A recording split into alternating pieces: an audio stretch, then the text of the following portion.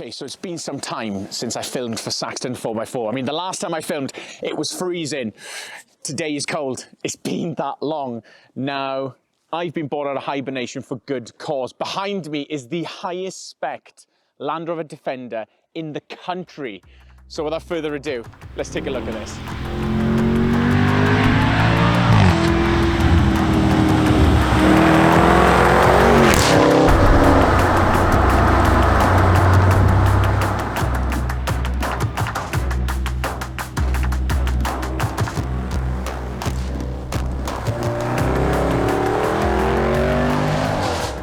So we are inside the highest spec Defender in the country.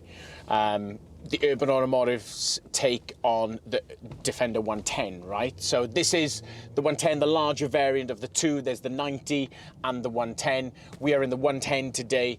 There's a couple of us in here. So we've got a little bit of weight on board, but it doesn't matter because underneath that bonnet, I have got the fastest, most powerful engine ever put into a Defender. And as I quietly creep out of the country park and just about to get onto a 70-mile-an-hour road, you don't really need much of a gap.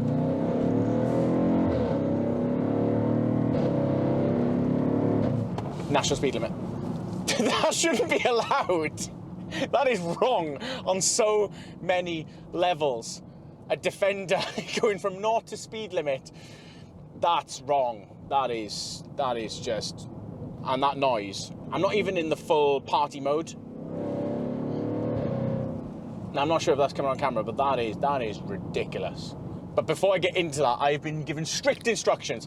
I have to talk about practicality because this is a Defender, okay? So I've got proper seats in the back. I've got a good sized boot. Home comforts, heated steering wheel. And this is actually a really lovely flocked steering wheel as well. It's really, really nice. Adaptive cruise control. I've got Land Rover's latest offering in infotainment systems, which is really, really nice. It's a lot more concise than the old system, which wasn't that bad anyway. And this particular one, heads-up display. And I'm a fan of heads-up display. But we're not here for practicality. We're here for outrageous things. So bear with me while I put this into sports mode. And then what we're gonna do is we're just gonna turn this, guys. So we're just gonna, seatbelts on. Yeah, cool. And then we just do a quick shoulder check. Yeah, no. That is, it's quick. It shouldn't go that quick. And the noise, that is, so that noise, yes, it's a V8, but it's coming from a full stainless system from Miltekk themselves. So they've designed a bespoke system for this car. First one to have it, first one to represent it on the market. And that's just, yeah, that's just wrong on so many levels. Dynamic setting. We'll do a rolling launch, shall we? A little bit of boost. And I've lost my videographer. That's ruthless. That is absolutely ruthless. Now, another thing that's new to this Defender is, of course, this rear view mirror. So, to the untrained eye, it does look like a normal mirror, obviously with a fair few garage buttons and all the rest of it. But if I flick that, well, that is actually a camera. So there's a camera in the rear of the car. It's constantly live. So if you do have 3 tall adults in the back and you can't see out the mirror, that is actually a camera, which, all jokes aside, is actually really, really nice. Now, while I'm on the point of things that I like, here's a little segment that I filmed earlier on. So here's 5 things I love about this car in no particular order. Number 1, the bonnet. This is a bespoke bonnet by Urban Automotive. You can't buy it from Land Rover, but it's designed to look like the grills from the SVR. When you're driving and you've got that downward view, it looks sick. Number 2, these urban lights, these look sick, especially when you're the car in front looking behind. Adds a bit of height, looks a little bit angry, and just what I need on a day like today, more light. Number 3, the full Miltekk stainless system. George?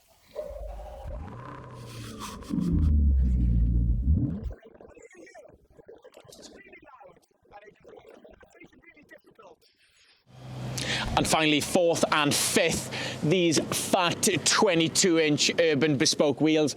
I love these, I think they're amazing. And then to finalise, that blue. I am in love with those anodized blue calipers. And if I can put one more request in, Ray-Ban sunglasses. So we all know it's quick. You can hear it, you can see it, but it's super easy just to throw a V8 in the front and that's that. This is not just that.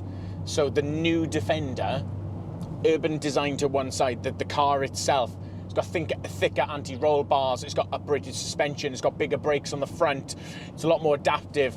I mean, the old ones used to rock so much, and even in eco mode now, as I sway back and forth, she sits fairly flat. Like, this is not a small car, it's the best part of 2.5 tons. And even with that in mind, it's responsive, the brakes work. You can put it into a corner. I mean, the old Defenders, you throw it into a corner at 16, you put your hand up the window, you're touching the floor. I mean, this thing just doesn't do that. It's nothing like it.